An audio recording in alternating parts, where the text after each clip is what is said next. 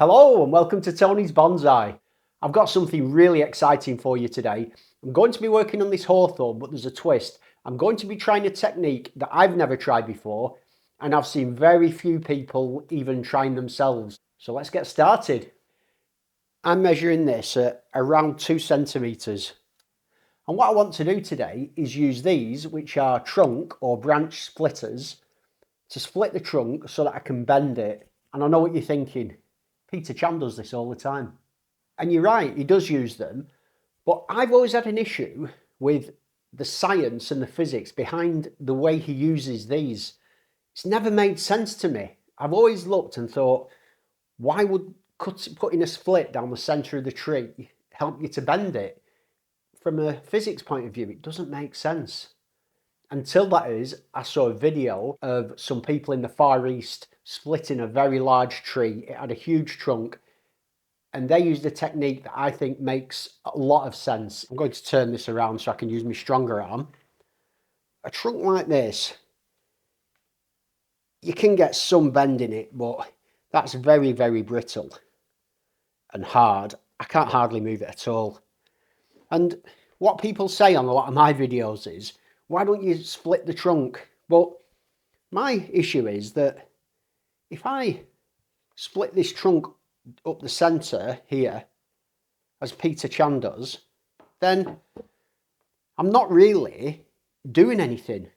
The front piece would still be in compression, the back piece would still be in tension, and the overall effect will be minimal. Neither can slide against each other, so there's very little point in doing it. And what I saw these people doing, I think it was in Philippines or Malaysia or something like that, they put multiple cuts. So they put a cut this way, then they put a cut going through this way, and then another one going this way. What that allowed them to then do is twist the trunk, and with the multiple cuts and the twist, it allows the fibres to move against each other, and you can get some movement into it. So that's what I'm going to try. First of all, just to test my theory that putting a single cut doesn't help you bend it, I'm going to go up the length of the tree and split it like this. So you go in,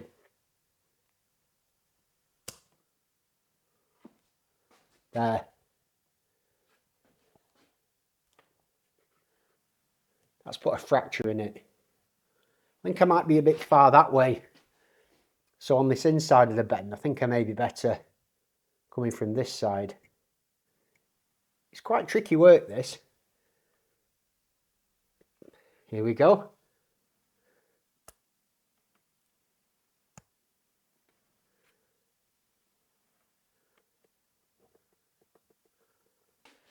I've just rotated the tree round because it should be easier for me to work from this side. And I'm just going up now, just gently.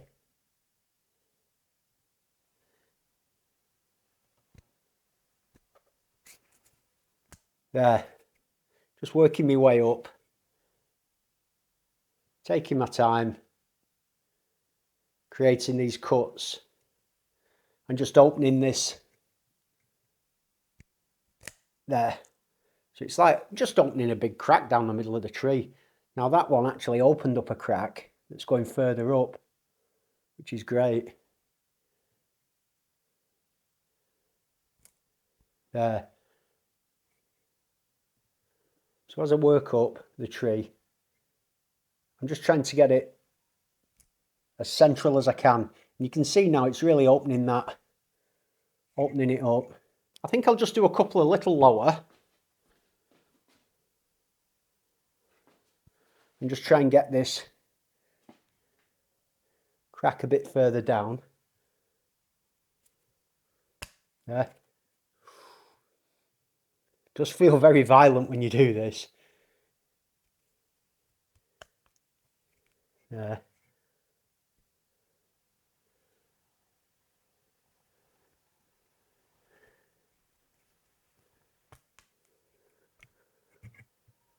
That's a cut on one plane. My plan initially was to do a cut along 1, 2, 3 different planes. I don't know if that's going to be practical. I think I might be better just putting my cut here and then doing one more cut in this direction, and hopefully just cutting along 2 planes will give me enough. What I will do now is see how flexible this is, just having made that cut. All things being equal, I would expect this to have a very minimal effect. Maybe bend a little easier, but not a lot. There. I would say that makes maybe a 5% difference. It makes almost no difference. And if you think about it, it wouldn't change it, because, as I said, although it's cut, it's not allowing anything to happen. So it's all going as I thought it would so far. Now, to put this second cut in, and then see if I can get some twist. But I will just go a little further.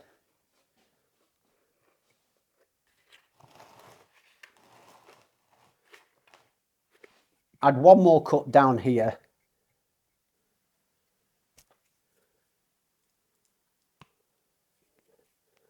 That's it. And maybe just one more up here.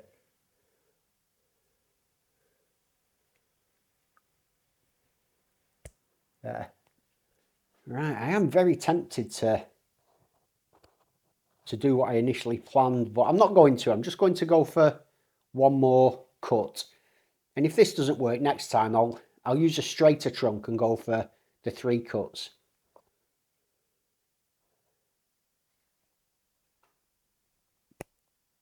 There. I've got to get these really precise. You have to be very precise, these.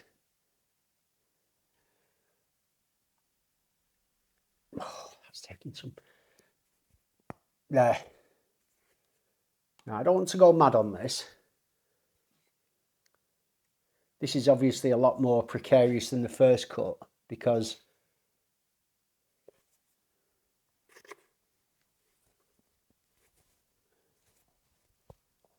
the structure isn't as strong.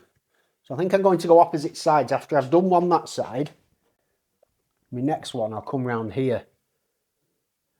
Keep switching sides to hopefully keep that crack.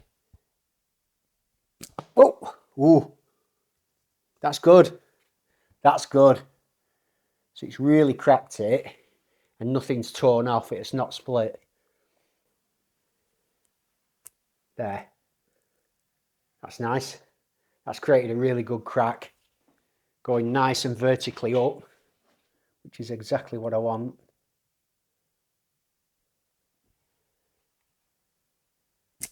There. See, I'm really guiding it quite well, this crack, so it's going pretty straight, if I do say so myself. Now, I have seen Ryan Neal using trunk splitters, but he did it to completely open the trunk up. So he wasn't using it to create a bend. He completely split the trunk in 2.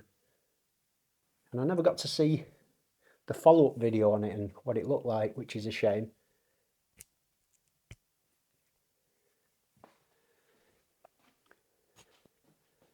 Of course, I'll be bringing you updates on this. I'm just concentrating while I'm doing this. There we go. Let's do the test now. And my guess is that it still won't really bend anymore. It does a bit. That's now bending maybe 15 or 20% more in any direction, but I think it's when I twist it that we're really going to see the major bend happen. So I've got my vet tape here. I'll just be wrapping a double coil of this all the way up and down.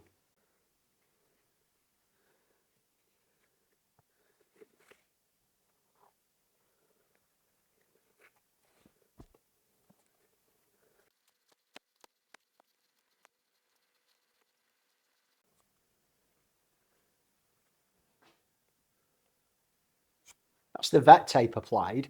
You may be thinking I'd now add wire, but I'm not going to add wire. I want to hopefully get some bend into this, and once I can work out how far the bend is, I want to hold it with a guy wire to the edge of the pot. Everything being right, this should bend, providing I twist. So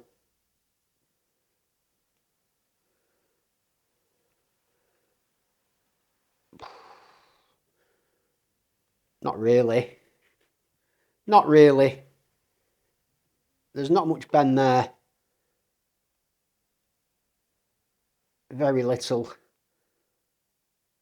I wonder if the vet tape is too tight and that's now holding all the fibres of the wood together, but without the vet tape, I'm sure it'd just burst apart. So I can get quite a good twist on it. It's just the bend isn't coming with it. I think what I need to do is go back in and make sure that everything in here is fully opened up. The vet tape can just come off. I can reapply this same tape. My initial thought is that perhaps I've not gone far enough down with this cut and I need to go a little further. So that's my first course of action, is to split down here a little more.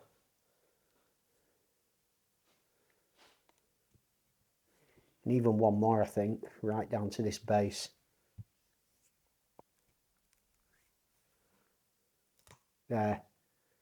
Now I've got a chisel here, and I think perhaps I need to get the chisel in and open this up so it's a clear cut all the way. So in I go.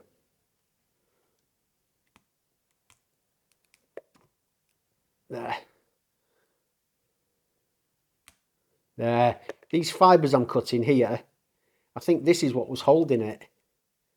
So by going up and doing this, yeah, that's what I needed to do.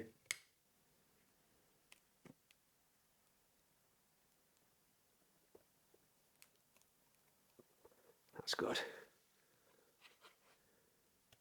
Open that up and then make sure that this is all clear like that.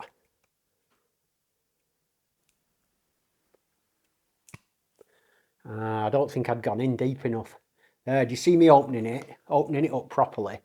It was still attached and it has to be fully split right through like that. Proper chasm in the middle, and it'll have to be like this in both directions. Exact same procedure now, but just in the other direction. So again, this split in this direction needs to be complete, just like the other one. So it's split on this side, and providing it's split on this side as well,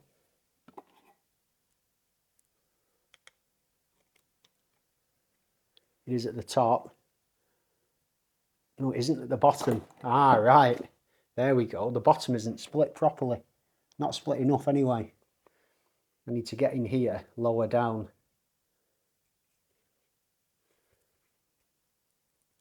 There. Get them in.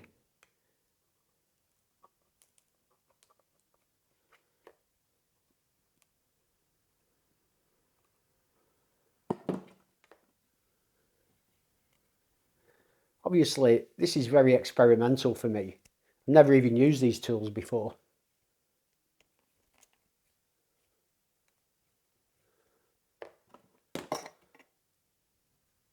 There.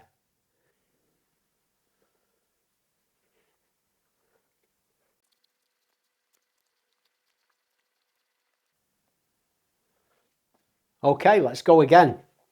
Before I have a go at this now, the reason I selected this tree is it's got a horrific root base. You can see here it's got what's called a chicken foot. It's just awful. And if this tree is ever going to be anything, it'll have to be air layered. So it's a pretty bad piece of material, but a good piece for practicing on. Drum roll.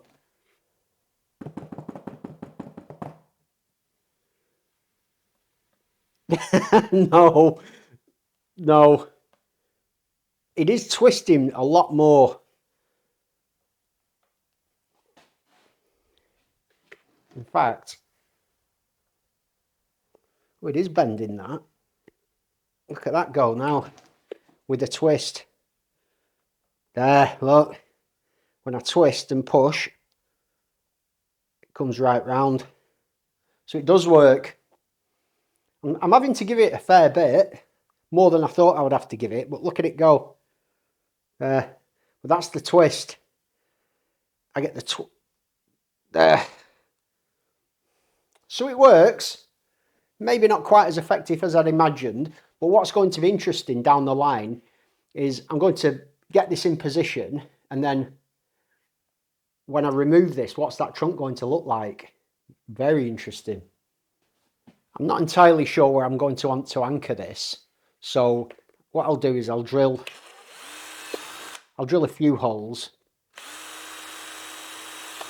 and I'll select which one is the best.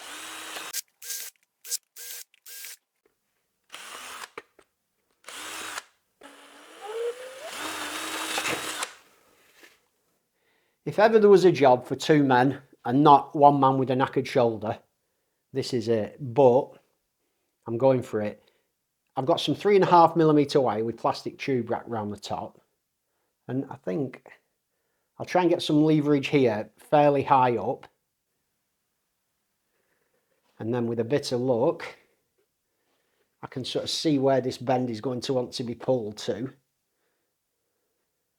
I'm thinking about here. I think that'll be a good.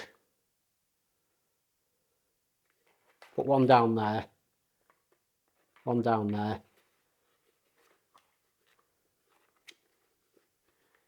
And with a bit of luck, I can just bend this and pull these wires down with my hand.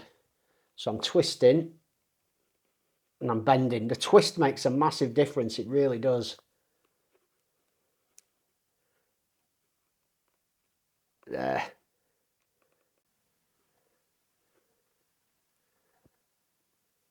I think I'm pulling it too far back. Oh, I don't know. I think it'd be better using these holes over here.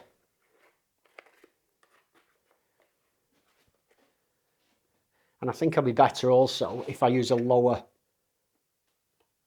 point to attach the wire, because it just seems like it's, yeah, I think it'll be better just here. Yeah, that'll work better. So there's a lot of trial and error when you're trying any new technique like this.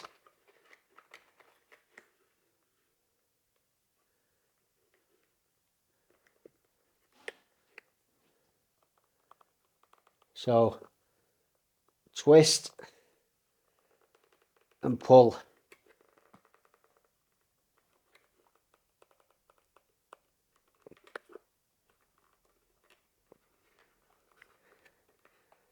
And then twist the wire with my left hand so it's in position like that. And there we go. The problem with this is that twist isn't maintained by the wire. It's almost like I need to grab one of these branches and pull it back over in that direction to maintain that twist.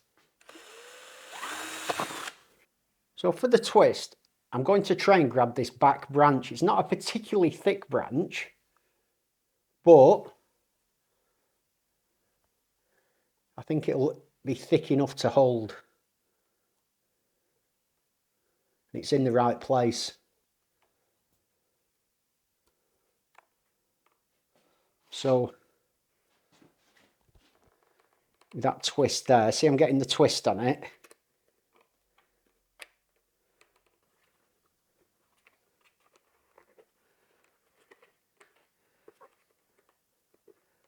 So I've twisted that wire now, and that's holding it round that way. If you have a look at the movement I'm getting overall, it's not bad, is it? To increase this tension now, and it just sort of neatens it all up a bit as well. I can twist these like this, and that certainly tightens this up. pulls it down, because I want to make this quite an extreme test.